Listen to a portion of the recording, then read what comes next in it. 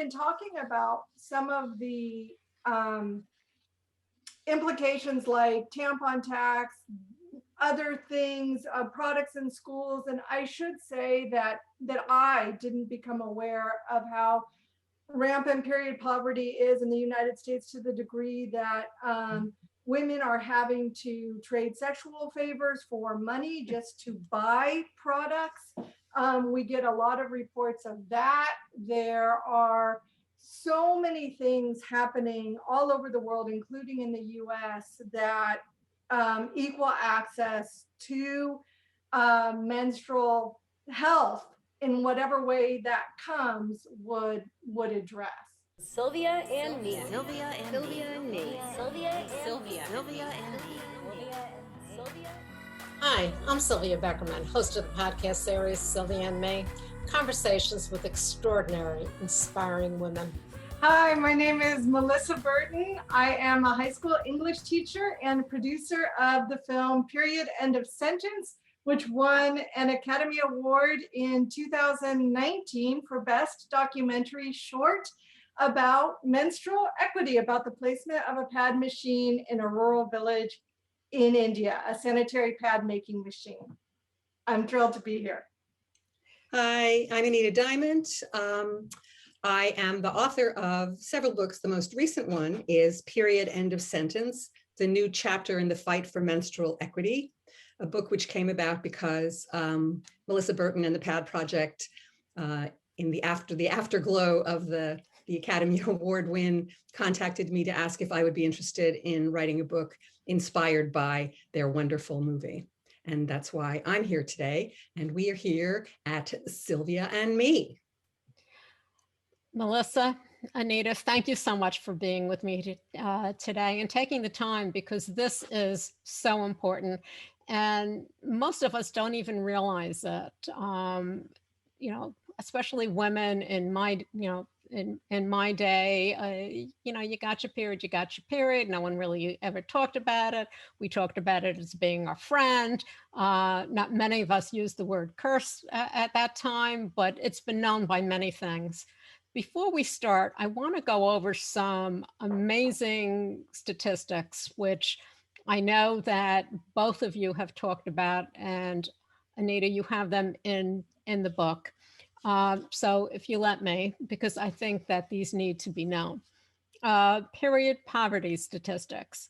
Many in the US are forced to make a terrible choice between buying food or menstrual products. 2019 study in St. Louis found that 2/3 of respondents, all of whom were low-income women, had not been able to afford period products at least once in the last year. And I support the Girls, an organization with 50 US and foreign international affiliates, reported a 35% increase in requests for products since the start of the pandemic. When you talk about students and the menstruation, across the US, only 21% of elementary school students are taught about puberty, which means that many do not learn about menstruation until after their first period. 1 in 5 teens struggle to afford or not been able to purchase period products. 25% of teens have missed classes due to lack of access to menstrual products. This is the great one, the tampon tax. The tampon tax refers to the tax on tampons and menstrual products, which categorizes them as unnecessary or luxury items. They definitely are luxury. 30 out of 50 states make tampons subject to sales tax. In some states, like Missouri, tampons are taxed at the highest luxury tax rate. Every state has a list of items that they deem as necessary. An example, Georgia has a tax on tampons, but not tattoos. Wisconsin has a tax on tampons, but not gun memberships. And the price of menstruation is huge, which I'll let you gals go into. So the first thing I want to go into, Melissa, the PAD project. Can you tell us how that started? Because you're an English teacher. So I would be glad to. I realize that in my self-introduction, I neglected to say that I'm the executive director for the PAD project, which began because I went with a group of students to the United Nations to serve as delegates to the Commission on the Status of Women, where you can be as young as 16 years old. And so my students they were in 11th grade. And we were there to advocate for equal access to education for all genders. It's through a program called Girls Learn International, for which I was the faculty advisor. And it was there that we learned about this issue that you were speaking of in your stats of period poverty. That phrase, period poverty, actually was not even a phrase when my students and I first learned about girls and people around the world not having access to products or reproductive health education or a clean and safe way to manage their periods.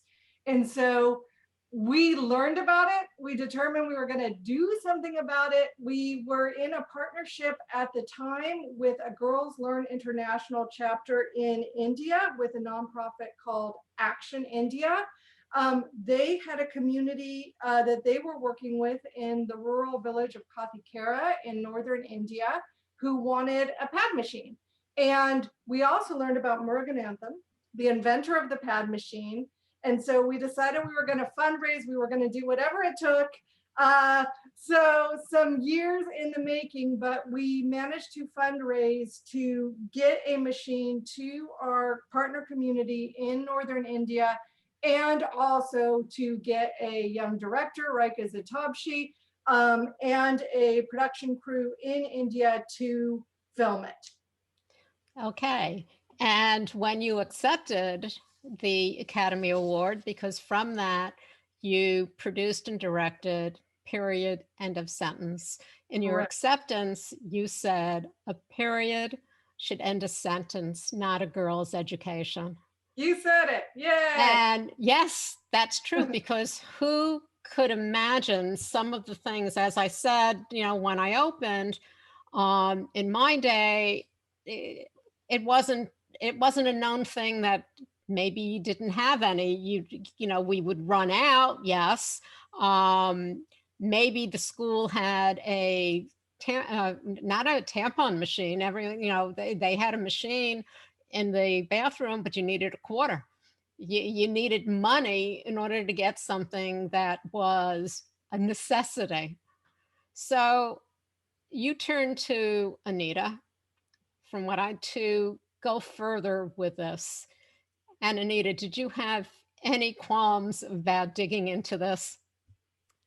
I didn't have qualms. I had actually written some op-eds about menstrual inequality, both abroad and also locally. And I had been inspired by a local teenager who, in her high school newspaper, had written an editorial saying that there should be free products in the bathroom in her school, just like there's free toilet paper. And so it had been on my mind, and I tend to write about women's issues, women's health, women's well-being.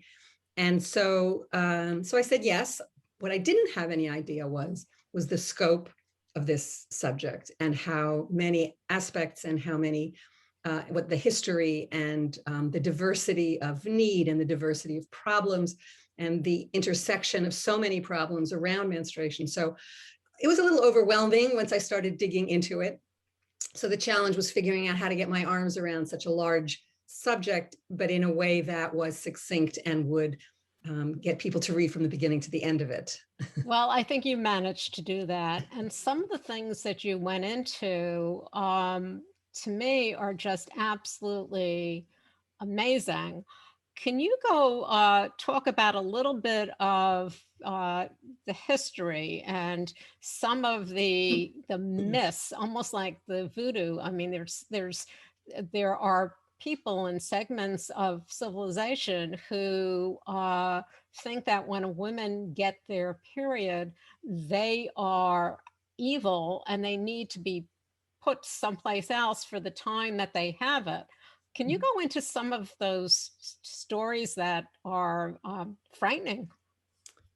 Well, I don't think that women are considered evil. I think they're considered that there is a period of time where they're potentially polluting everything around them. This is a very old idea, and it's present in civilizations around the world. In most world religions, in fact, tend to stigmatize women when they're on their period, that they will, if you have a menstruating woman, she will curdle milk if she gets too close to it, crops will wither, and so on and so forth. And these ideas continue to this day. In some parts of the world, in great danger, there are some communities where women and girls, when they have their periods, are sequestered or sent out from their homes to sort of subsist for the course of their periods in really terrible conditions, which would feel more like a prison than anything else. In other places, women just don't go in the kitchen when they're on their period. Nobody talks about it necessarily. It just happens that way. And it's based on this idea that it's not safe for the rest of the family if the menstruating person is touching food. This is part of Western civilization in particular. It's in our religious traditions, as I said, Judaism, Christianity, Islam, Hinduism. These all have strictures about when women can or can't be part of the larger community to lesser and greater extents. And that's still, even though people would say, oh, we don't do that, we're not like that. I think this lingers in the idea that you should not talk about this, that this is somehow a dirty subject. I mean, we can talk about erectile dysfunction on television as much as we want to, but really discussing menstruation, all those ads for ED, and when you see an ad for menstruation, they're still, for the most part, spilling blue liquid on pads, as if people who menstruate bled blue as opposed to red. So it's still very much part of our unexamined assumptions about who women are and what they can do and how we fit into the larger society. This is changing, though. Well, a lot of things are changing as far as how we look at women, because we're finally using our voice and people are starting to hear, but there's still some resistance. As you said, there was a high school student who, there were some high school students who wanted free tampons, and the principal didn't want to do it because he thought the students would abuse the privilege of having to go in and use a tampon. And the thing is, those are junior high school students. I want to just tell you, they are younger than high school students. They're 10, 11, 12-year-olds who already have this consciousness that there was something wrong with that. So you should finish the story, though. But I want you to know these are really young girls. Well, that's the thing. So how you say that the story is starting to get out there, and I think, Melissa, in what you did and that short, I think it was 45-minute documentary. 26 minutes. 26. It was 26 minutes. I'm sorry, 26. There was a 26-minute video was seen by millions. And I think that made a huge impact in awareness. Now, a lot of times an impact will linger for a couple of weeks, maybe a month. We need, as what you're doing, we need to move this along and keep the conversation going. So how do you see this moving along? The fact that there are women young girls who drop out of school, who do not take certain jobs, who lose out on so much because of the stigma, the poverty, the unknown, the uneducated regarding their own bodies. How can we move this a little bit more forward? I think there are so many great nonprofits working in the menstrual equity space. The energy of, like, those young junior high school students who made those cookies. And I think some of the statistics that you iterated in the beginning of this conversation, once people are more and more aware of, hey, I shouldn't be paying a sales tax on this. Hey, I should be entitled to having some products in my school or restaurant bathroom. most people, once they become aware of it, will start to speak out more and more. And I think that we, with luck, we'll see some of those statistics, I hope, start to change. Okay. I know that there was one great thing in 2018. Danielle Rowley at the United Kingdom House of Commons walked in and said, "Please excuse me for my lateness. I have my period," and that it's cost her an average of 25 pounds, which on a yearly cost is something like 500 pounds a year. And she brought that up, and from what I understand, nobody said, "Oh my God, what are you talking about? Oh my God, that's disgusting. How dare you?" Yes, So, yes. It's a great story. You can imagine this 10 years prior. There weren't very many women in the House of Commons, but that young woman was a representative from Scotland, I want you to know. And Scotland has recently become the first country on the planet to mandate free menstrual products in all public buildings throughout the country. This has just recently passed. They're in the process of instituting it and figuring out how to do this in county by county, but it is sort of the outlier. And Danielle Rowley was sort of the first person to burst into the international stage with this. But since then, Scotland has done this remarkable thing, and other countries have started to institute laws where all schools, junior high schools, and colleges are mandated to have period products. It's more complicated in the United States because we don't have that kind of national law. So this winds up being a state by state, city by city, college by college, school system by school system discussion. And it is happening. It's happening all over the country. And I just want to say that college students in particular, from all kinds of colleges, not liberal Ivy League ones just, but from small parochial schools in the Midwest, large statewide institutions, students on those campuses are demanding that there be period products in all of the school bathrooms, and they are having a lot of success. I don't know if that has something to do with the fact that there are more women in the administration of these places, or perhaps it's just the justice of the request that has started to resonate.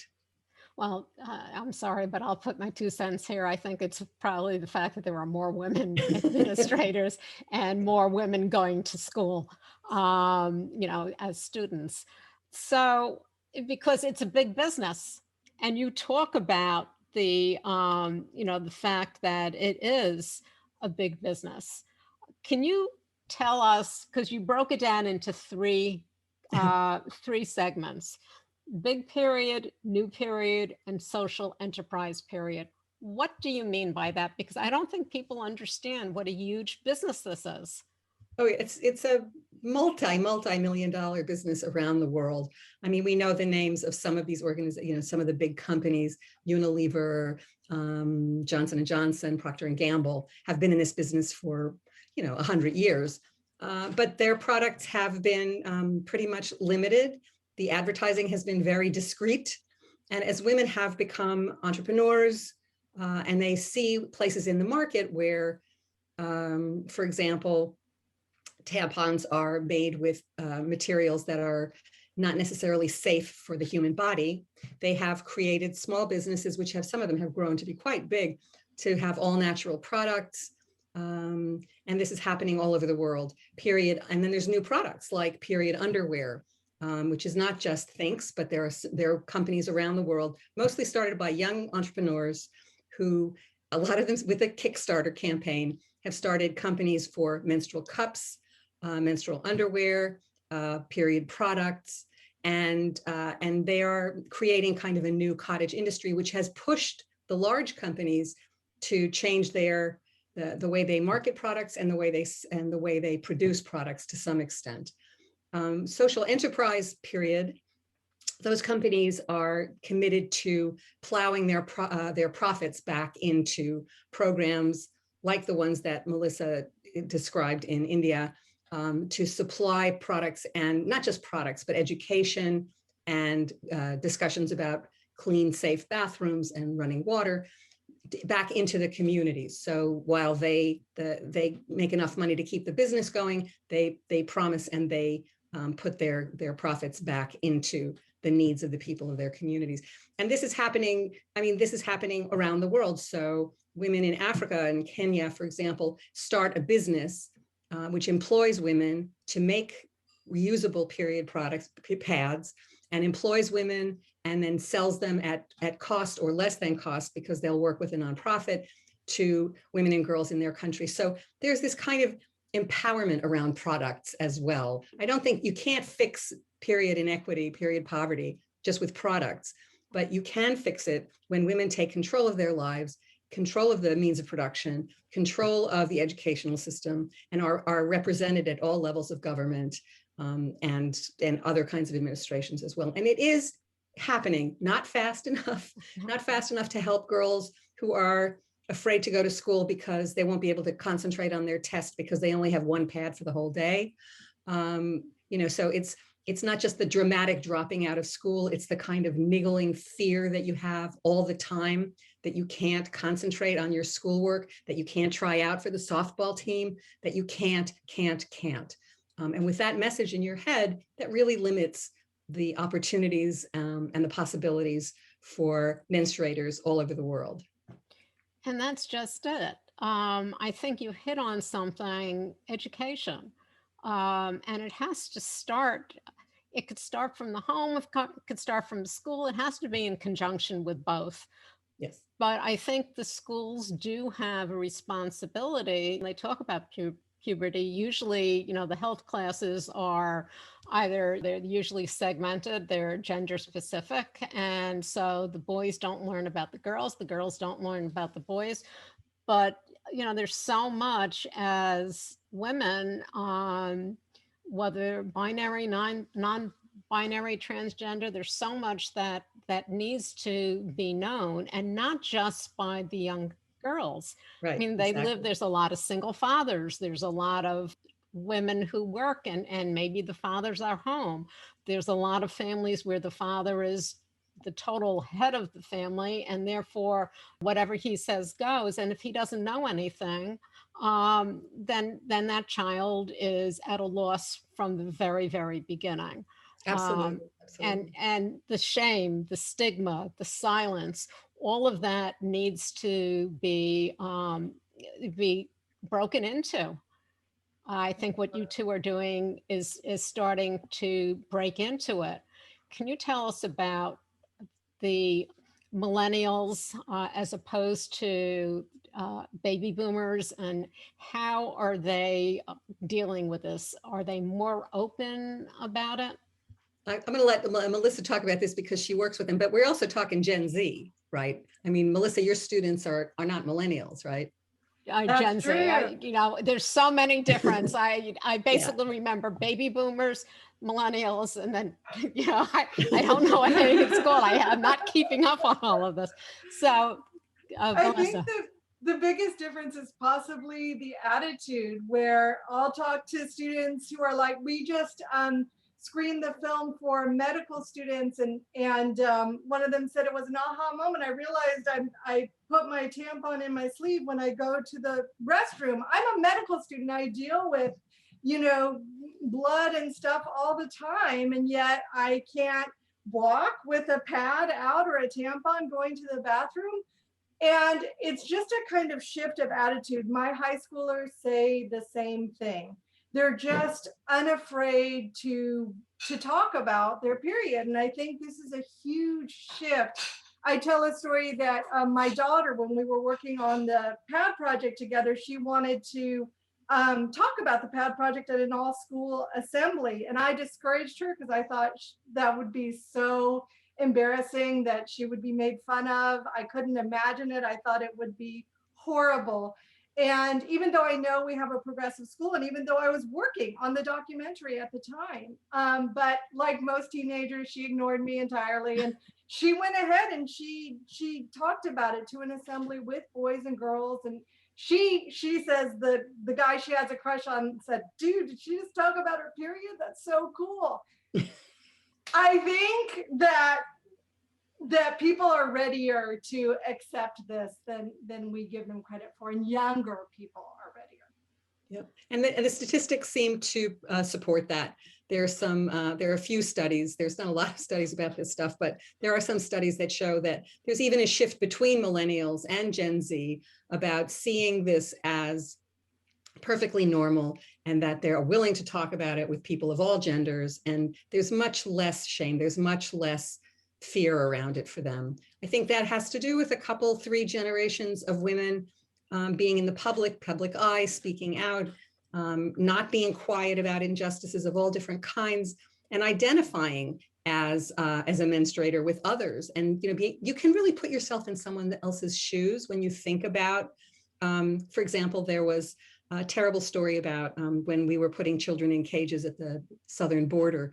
One young teenager bled through her clothes and couldn't get anybody to help her take a shower, get a new pair of clothes, get a new pair of pants, or a pad, not much less another pad. And I think everybody who menstruates, who heard that story, could feel it right here, because everybody knows the feeling of, oh my gosh, how am I going to take care of this? And this was the most extreme example. And it felt like such an outrage to her dignity and to all of our dignity that, and the fact that that story got reported and had traction had a lot to do with female reporters and editors as well, who saw this as worthy of attention. So it is changing. It is changing. And we are, and if you tell a 13-year-old or 14-year-old you can't do something, as Melissa just said, what do you mean that I'm supposed to hide? What do you mean I can't talk about this? We talk about everything else. We're going to talk about periods at the dinner table. And I think actually, as you mentioned, it has to start at home. And I want to make a pitch for people to be more open about it with their families, with their kids, and that it's not a secret, whether you have sons or daughters or non-binary kids or non-binary people at the table, that it is a subject for conversation. And you don't have to talk about the nuts and bolts. You can talk about the politics. You can talk about the tampon tax. You can talk about all these other parts that fit together that create an injustice and an unfair disadvantage. A total unfair disadvantage, and the stigma and the shame that has been out there, and the fact that people need to be taught from the very onset to listen to their bodies, that not everyone is the same. Some have awful consequences of having during the time that they're menstruating, where the cramping is horrible, the bleeding is heavier than at other times. So they need to be taught that this is not uncommon. There's nothing specifically wrong with you, or if something is not the same as it's always been, that maybe there is something you need to talk out and not be ashamed of what's going on with your body. When you start having conversations with people about menstruation, and I was walking with a friend the other day and we were talking about the book, and she said she had horrible endometriosis, horrible pain for most of her life, and it was undiagnosed. Her daughter had it, and they immediately took care of it. She had surgery as a young girl, and she didn't have to go through the pain that her mother went through for years and years, until she finally had a physician who listened to the pain and understood that this was not normal. And the medical world has a long way to go. Yes, they do. To understanding that menstruation is a vital sign like blood pressure, that when you have someone in your office who is a menstruator, you need to talk about, how is it going? How's the pain? Can you manage? Has it changed? Do you have any questions? All of those things that you ask about other parts of the body should be part of this, also be part of your medical record and your medical interactions. And for the longest time, there were only male gynecologists. And, people don't understand, because as much as they might study in medical school, they haven't gone through it. And you can be assured that, maybe recently things are changed as to the scope of what they're learning, but it wasn't something that that was really uppermost in their minds, to talk about how women feel and the differences between women. Also, for women of color, there are very, very few, gynecologists who are women of color. it's a tiny percent. The possibility that you're going to, if you walk into the gynecologist's office, that you're going to see somebody who looks like you is extremely low. So this continues. It's, as you said, there's things that are getting better, but there are things that need to get better, that have to be looked at as, you know, menstruators are, it's a very essential part of evolution and humanity. You know, if we weren't around, we wouldn't have humans anymore. You know, Right. there's so much we're supposed to do, but we're locked into these little profiles. We're locked into the PMS. We're locked into the, oh, please, the cramp, this, they give us all of these words that are supposed to describe who we are, when they really have not looked into or heard, because so many have not spoken about it. You know, the movie, I just want to put a plug in for the film, because Go ahead. how many people have seen it, Melissa? How many? I mean, Oh my the gosh. exposure has been huge, and it's how many conversations has it started, Melissa? So many. I mean, I think we know that about close to 20 million people have seen the film. Anita knows that at the morning after Oscar, my emails were coming in so fast from all over the world, everybody wanting to tell the story of what happened when they didn't have access to products on their period, and communities wanting a pad machine, everyone. And we've been talking about some of the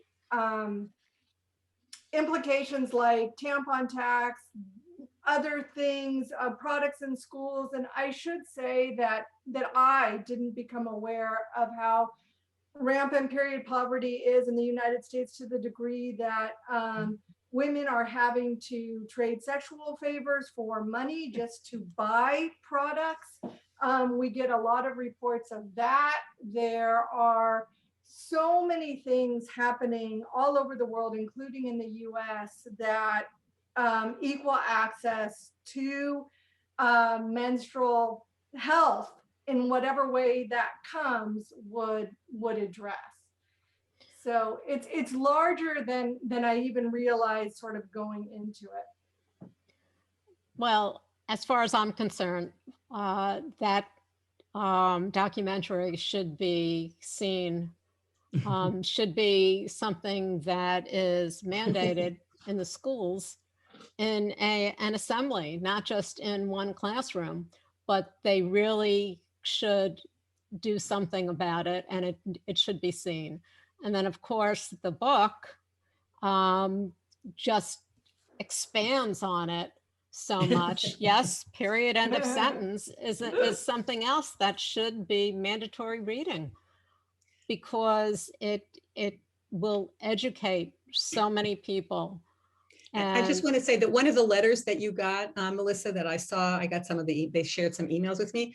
Some girl from, I believe it was North Carolina, saw the documentary, and she said, I want to show this to my school. How can I get Netflix, it's still on Netflix, you can still watch it. How do I show this in my school? I want to show it to everybody in the school, and I want to raise money to get you another pad project. So that there you have the kind of initiative of another high school student in another part of the country saying, what, this can't stand, I have to do something. And so that's the power of media. I think you just nailed it. We had another student who watched the film, was so inspired because she had gone to her school nurse for products, and she learned that her school nurse had been paying for extra products in her nurse's office out of her own money, God bless her. So she had been spending, $200, over the course of, I don't know how much time. So she would always have products. So this lovely student did a small fundraiser where she was able to raise something like $500 or $600 just for the nurse, so that the nurse could have product throughout the year to give to her students. It's amazing. And I think that what the two of you are doing, and getting this word out, and getting the, not just the word, but the information out, educating people, taking away the stigma, talking about the fact that there is period poverty, that this is something that is so, so necessary. So for one, thank you for coming on today. As you said, the documentary can be found on Netflix and hopefully will be able to be seen in schools. The book, Period, End of Sentence, can be found in independent bookstores and of course, online. But in the meantime, why don't you gals tell me, Melissa, where can people find out more about you? www.thepathproject.org, melissaberton.com. Those two websites, you can find all the information you want to know to be an advocate for menstrual justice. And Anita? My website is anitadiamant.com,